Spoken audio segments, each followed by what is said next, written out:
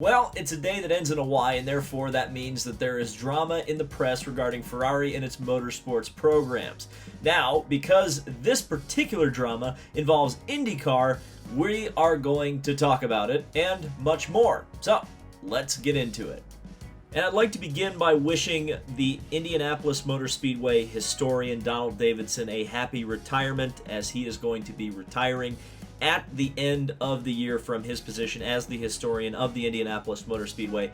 Donald is an unbelievable mind when it comes to auto racing, and particularly the Indianapolis 500. His mind is literally an encyclopedia which can pull facts that are just unbelievable. Just a statistic like who finished 20th in the 1936 Indy 500 is something he can pull out of his mind. He's a national treasure, and I hope he enjoys his retirement, and at the same time, I hope he doesn't stay too far away. I hope stuff like the Talk of Gasoline Alley or similar shows will continue, and Donald will be able to continue to share his knowledge while at the same time, like I said, enjoying his retirement, because of all the people who have earned a retirement. I think Donald certainly has. What a great contributor to motorsport and its history. Racer.com is reporting, well, they've reported this in the past, but it's much more clear now, that Santino Ferrucci appears to be headed to NASCAR next year. Now, does that mean that his IndyCar prospects are completely gone? No. We will talk about that in just a second. Racer is reporting right now that Santino is looking at competing in 20 NASCAR Xfinity races for Our Motorsports, which is the team run by Brett Moffitt. Now, it had been reported, I think, a week or two ago that Santino had been looking at a NASCAR move, and it appears that he has found a NASCAR place. Now, Racer had implied that Santino's finances were not the same that they had been in the previous years. So what does that mean for his IndyCar prospects? Does he have a full season potential? Or are there other options out there? I would be lying to you if I hadn't heard some rumblings that he may still do the Indy 500 for a team that's not Dale Coyne Racing. But as I really don't have any other things than just rumblings, I really wouldn't feel comfortable saying which team that is right now. But if that were to happen, I think it would certainly at least be good, because while definitely Santino is a controversial figure, and definitely a lot of people don't like him, I think if he can at least run the Indy 500, I think he would provide a great opportunity for whatever team was willing to take him on. He finished 4th last year, was Rookie of the Year before, and quite honestly, he looked like a guy who could win the Indy 500 someday. So, at the very least, from a purely competition standpoint, hope that Santino at least has a car and an opportunity at the 500 at the very least next year. And from a car count perspective for IndyCar next year, I hope he does have a full-time ride. But it looks like NASCAR is going to get him for next year, at least on a part-time basis. Continuing on with our F1 invasion of IndyCar, Romain Grosjean. Now, obviously, he's been in the headlines for all of the right and wrong reasons at the same time. His dramatic crash, the fact that he walked away from that, obviously, we've gone over that 100 times. Unfortunately, it does mean that his F1 career does end abruptly. He will not participate in the Abu Dhabi Grand Prix, but what is good, and big shout out to Mercedes for doing this. They have offered him a post-season test to be able to sample the fastest car on the grid. I think that's an extremely classy move from Mercedes to do as Romain leaves Formula One. He did confirm in an Instagram video recently that he is still going to race next year, and he wants to be in an opportunity to win races. Racer, and I think several other outlets at this point, have reported that his closest contact right now with a team to go to next year is AJ Foyt Racing in IndyCar. And while I think a lot of people are going to say that after this crash maybe he wouldn't go to IndyCar, I still think that this is a possibility. Again, I've said this before, I'll say it again, racers are wired differently. And if Romain was able to survive such a crash, I think he would be willing to give IndyCar a chance. Again, we'll have to see, but as of right now, My bet would be we'll see him in a Foyt car next year. We'll have to see. One driver who almost certainly will not be in IndyCar next year after it looked like maybe there was a chance is Sergio Perez. Of course, his win in Bahrain will almost certainly seal him back into the Formula One world. It was looking like he was willing to sit out a year in an opportunity or to have an opportunity to get a good car in 2022. There may still be an opportunity for Sergio Perez to go to Red Bull next year, kicking Alexander Albon out of that seat, potentially knocking him back to Toro Rosso, or I guess AlphaTauri as we now call it. We'll have to see. But I definitely think now that Sergio Perez has a win, that was kind of the one thing that I said IndyCar teams could pitch him versus Formula One, that, hey, you can win in IndyCar. Well, as it turned out, he could take a racing point and win with that in Formula One. So certainly from a career perspective, Sergio Perez, I think, would be better served at this time to pursue Formula One, because at the very most, he could be in a Red Bull as soon as next year, and in 2022 there may be a lot of competitive seats available for Sergio Perez to go and pick the best one, even if he has to sit out a year. But now we get to our headline story, and it is Ferrari, and it is the drama involving Ferrari potentially moving to IndyCar in the next couple of years. Now, Adam Stern picked up a motorsport.com Italian site quote, which claimed that, specifically, that Ferrari will not go to IndyCar with its own engine.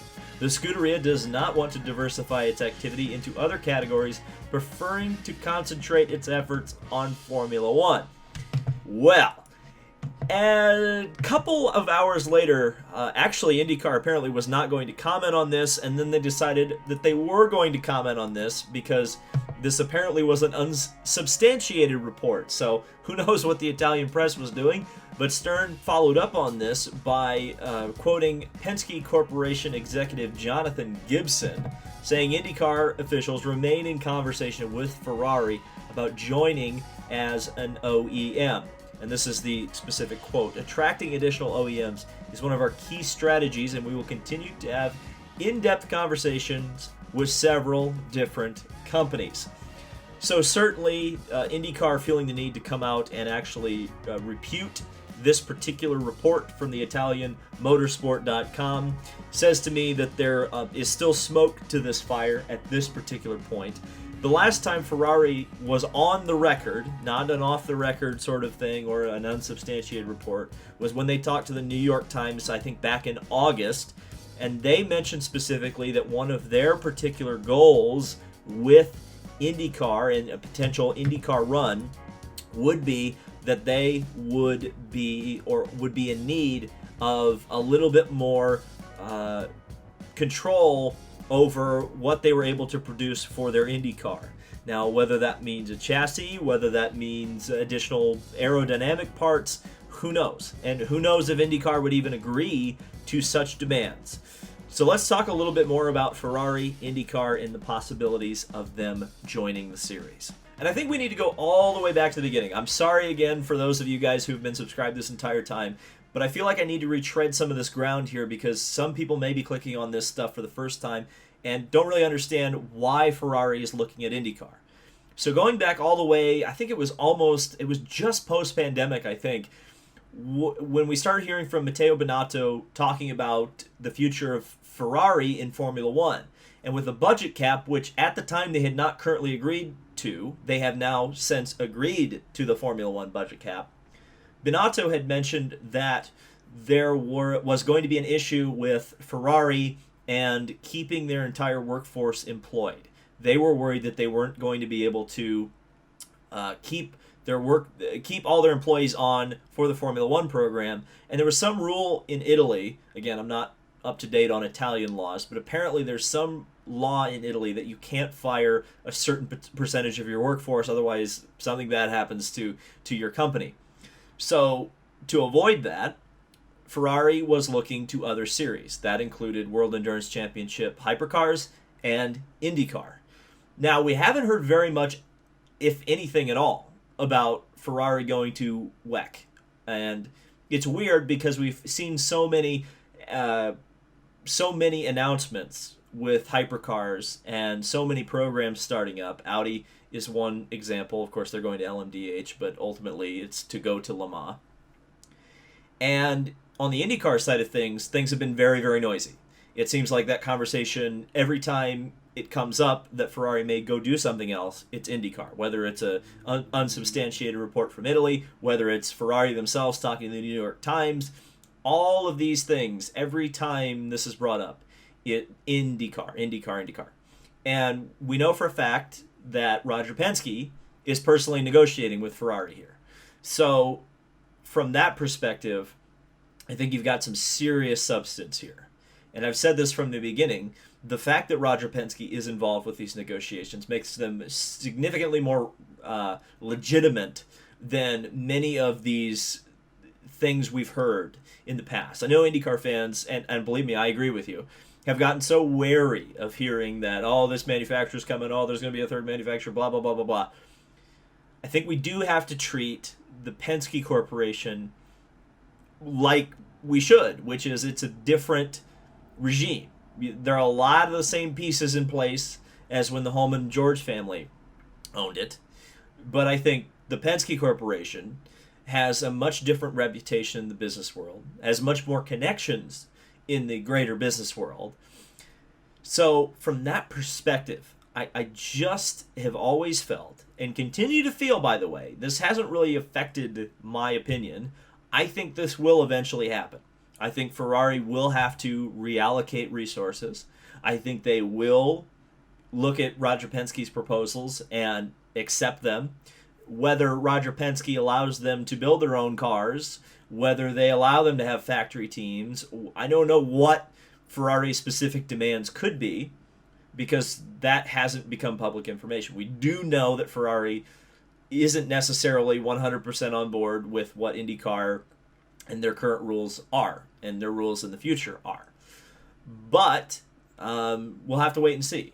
It is interesting that the unsubstantiated Italian report mentions engine, so that would imply to me that what we've been hearing directly from Ferrari in regards to them wanting to do more than an engine, maybe there's a little bit of smoke to that. Maybe that is the ultimate sticking point between Ferrari and IndyCar. IndyCar wants to remain spec.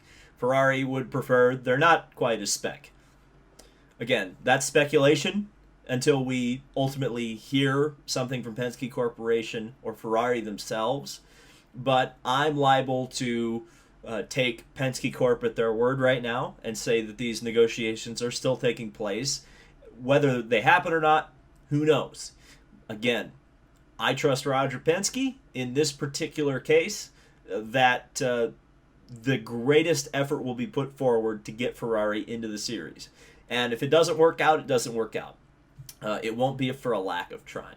But I don't know. Let me know what you think down in the comment section below regarding any of this stuff, but particularly the Ferrari to IndyCar drama. Do you think this is eventually going to happen, or do you think we're just going to have articles and quotes for the next couple of years until it just slowly fades away? I don't know.